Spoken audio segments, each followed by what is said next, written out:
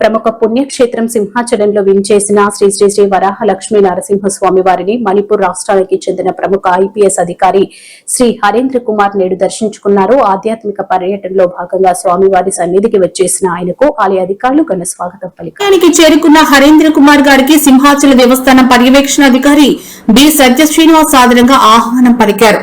అనంతరం ఆయన ఆలయ ప్రధానం సాంప్రదాయం ప్రకారం స్వామివారిని దర్శించుకున్నారు. సింహాచల పుణ్యక్షేత్రం అత్యంత శక్తివంతమైందని, స్వామివారి దర్శనం తనకు ఎనలేని మానసిక ప్రశాంతనిచ్చిందని ఈ సందర్భంగా హరేంద్ర కుమార్ గారు తన భక్తి భావాన్ని వ్యక్తపరిచారు.